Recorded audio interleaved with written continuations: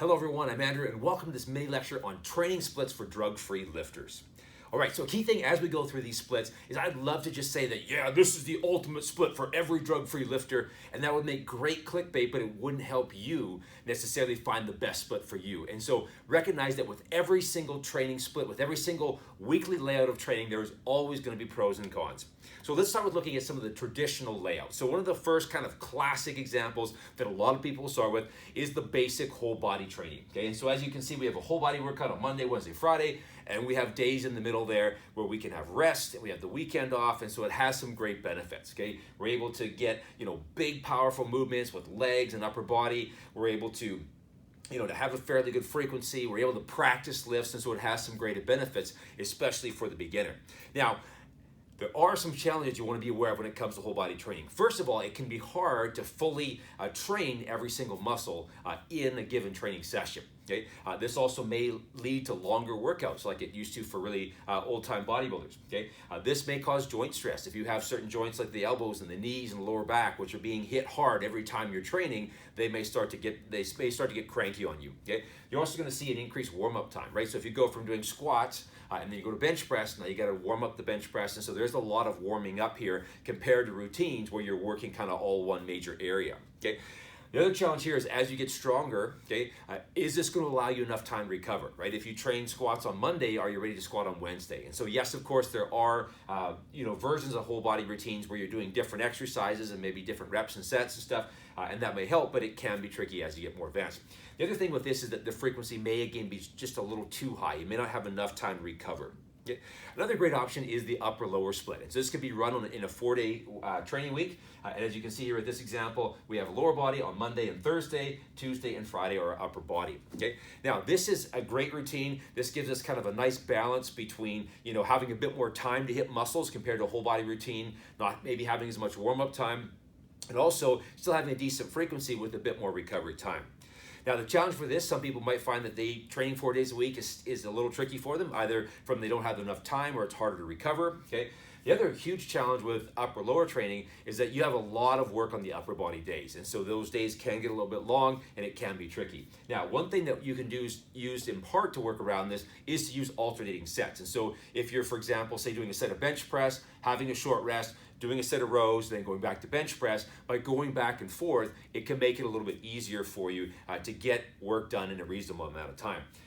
As you get more advanced, you still may find that it's a little bit harder to recover, right? So if you did legs on Monday, you might not feel that the legs are fully ready on Thursday to be hit again. And so overall, this is a great option, but it still has its challenges. Then we can move to the classic Arnold Schwarzenegger split, okay? And as you can see, this comes from Arnold's book, Encyclopedia of Modern Bodybuilding. And in here, we have chest and back on Monday, Tuesday, shoulders and arms, Wednesday's legs, and then you repeat that same cycle the next 3 days, and so you have 6 days in a row of training with Sundays for rest. Now, this is going to be pretty challenging, okay? Trying to do 6 straight days of training without rest is going to be a lot of work for a lot of people. Even if you're on drugs, that's still a lot of work, okay? There's a huge time commitment and a huge recovery demand here. And so for drug-free lifters, this is likely. I'm not saying you can never experiment with it. I'm not saying that you can't find somebody who's tried this drug-free and it's worked for them, okay? But most drug-free lifters are going to find that this is just a little bit too much, okay? You also are going to struggle with a lot of overlapping stress, right? So for example, if you're doing chest and back one day, and the next day you come into your shoulders and arms, your shoulder joint and your elbow joint are being stressed intensely 2 days in a row, okay? Also with the lower back, right? If you have, say, bent over rows on one day, and then, you're doing legs the next, or legs the day before, or whatever, that's a lot of stress in the low back as well. And you got to finish the week off with legs, which legs are great, but they're kind of rough, and so the temptation to skip Saturday's leg workout can be pretty high. Another variation that's somewhat similar to this is the push-pull leg split. And this is not new, but it's really, really exploded in popularity over the last few years. And so what we do here is we group pushing muscles. You train your chest, your shoulders, and your triceps in one day, okay, and then back and biceps in another day, and then you have a leg day, okay? So the advantage with this is that we're grouping things more together. This is going to save you warm-up time, okay? It's also going to allow the joints a little more recovery time, right? So a lot of the joint stress with pushing are stressed in that one day, and then they get more time to recover. So it does have some cool benefits here, okay? There are some challenges though. I mean, again, we have 6 straight days, a big time commitment, a huge recovery demand, especially if you're drug-free. To have 6 intense days of training in a row, that's going to be really rough. Also, again, you still have to be careful with the lower back, and so sometimes things like the elbows and shoulders, it's a bit better with the push and pull, but you still have the low back, which can get hit hard. You have to be careful, say on back day, for example, that you're not tiring out your lower back, because you're going to need that for some of those leg exercises like squats on leg day.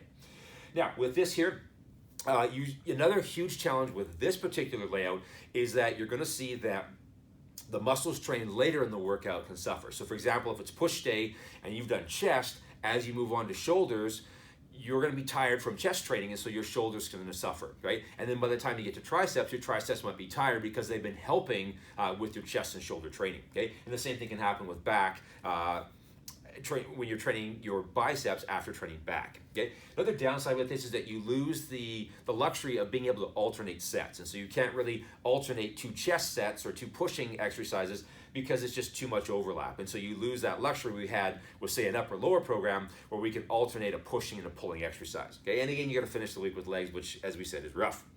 Another option is the bro split, okay? Now, again, this is not to say that this can't work, but this is going to have some unique challenges. Before we get to that, though, the benefit with bro splits is that it's going to give you the chance to hammer a muscle. You can have a relatively short training time and still get a lot of work done because you're only working on that one muscle, okay? You also get a lot of recovery time before you come back to that same muscle. And so there are some benefits with it. I've used this in the past and it can work, okay? There are some challenges though that you need to be aware of. And the first challenge is that you're training 5 days in a row straight. And so even though you have the weekend off in this example here, and that 2 days off can be really helpful for recovery, you might still find that that 5 straight days in a row is a lot, okay? And what I found when I use this is that, especially later on the week, like say for example, you know, after doing legs on Wednesday, shoulders and the arm day were always rough because you're just so beat up after those intense days of training, okay? So that again could affect recovery. There's a temptation with this to do too many exercises, right? If you're like, oh, I only have chest, then I can do 10 chest exercises, okay? You also have a temptation to run into using a lot of inferior exercises. And so some of the other splits like whole body and upper lower, you know, where you're trying to do more muscles at once, you don't have that luxury, and that can actually be a good thing because it saves you from inferior exercises, okay? We can still have some overlapping joint stress. We have to be careful how that plays out, right? So for example, if I have shoulders and then arms the next day, you know, from the shoulder training, I might have my shoulder and my elbow joint kind of beat up, okay? The other big concern with this is the frequency may be too low, right? You may have a muscle that's recovered and ready to be trained again, and yet you still have more time before you get back to that. And so you could lose the opportunity to make faster gains, potentially, with that. Now, another option with training is rotating splits. And what rotating splits allow you to do is to not lock yourself into a calendar week, okay? And it allows you to maybe personalize your training frequency a little bit more. So let's look at some classic examples of this. So one example is Lee Haney. So Lee Haney, 8-time Mr. Olympia, followed this split here. We had chest on one day with arms, calves, and abs. Then he had a leg day, and then back and shoulders and calves. Then he would take a rest day, and then he would repeat that cycle. So instead of working on a 7-day week, he's simply doing 3 days of training, day off, move on from there. I've used a split similar to this in the past, and yes, it can work. Okay. Another option is Charles Poliquin, and Charles has done many different splits, but this one is kind of one of his most famous one. And what he did with this is he had arms, and then legs, day of rest, chest and back, day of rest, repeat the cycle, okay? So now we're working over a 6-day cycle instead of the 5-day cycle with the Haney split, and we've got an extra day of rest here. And so one of the benefits for a drug-free lifter with this style is that even though we're working different muscles, again, it can be difficult and stressful on your whole body to be doing intense weight training. And so this layout, we're getting some more rest days sprinkled in there, and we're hitting the muscle, you know, about once every 5 to 6 days, you know, give or take. And so we're getting, you know, maybe a nice balance between not too infrequent, but still enough time to really rest and recover from hard training. Okay, another similar approach we could look at this is the Dorian Yates split. Okay, and in this split here, Yates has split the body into 4 groups. Okay, one of the things that's actually really cool with this split is that this allows you to get some overlapping training. So for example, when you're hitting, say, chest here, okay, you're obviously going to get some work for your shoulders and triceps, okay? And when you do shoulders and triceps here, you're going to get a little bit of work for your chest, especially if you're doing something like dips or close grip bench, okay? Biceps, again, can be hit on bicep day, obviously, and you'll get some work on back day. And so there is some overlap here. And so this is another option that you could use. But again, it's not going to work for everyone, and there will still be challenges with, is it too much time between training sessions, or is it, too much work at one time for a particular muscle? There can be downsides. Now, another potential downside to all of these rotating splits that we've just looked at is that they don't always sync up with the work week. Okay, so here's an example. If we go back to Haney Split, okay, if you're training 3 days on, 1 day off, in week 1, what would happen is you train Monday, Tuesday, Wednesday, you take Thursday off, then you go Friday, Saturday, Sunday, okay?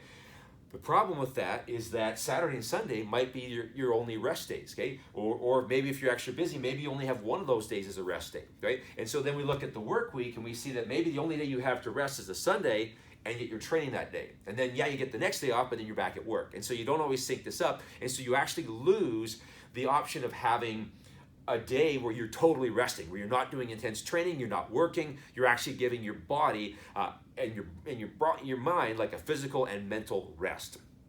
So one solution to this challenge is to try a rotating split. Okay, and so the idea with this is we use rotating split, but we do it on set days. And so one example is the upper-lower split. So as I mentioned, this is a great split.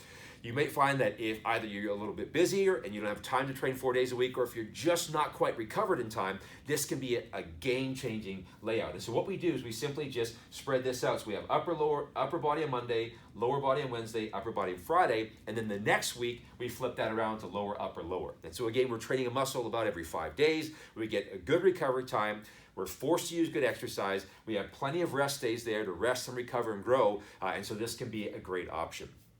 Another option, if you like to push-pull legs, is to run this on a 4-day rotation. And so here we're basically going to designate Monday, Tuesday, Thursday, and Friday to training days, and we're simply going to run through that category. Okay, and so we got a pull day, a push day of legs, pull, and then each week we'll have one of those be hit twice. Okay, and so this again is another way to kind of play. And so the whole overall idea with this is to show you different ways to help you find ways to have a frequency that works for you, right? So you're not taking too long to recover where you're losing gains, but at the same time, you're not locking yourself in and forcing yourself to train before you're ready. Okay, so I hope this has helped and give you some ideas for layouts. Okay, thank you very much for watching. I encourage you to subscribe to the channel for more information. Check out my YouTube channel, my website, and also feel free to post your questions. I'd love to hear training questions and topics you'd like me to cover in future videos.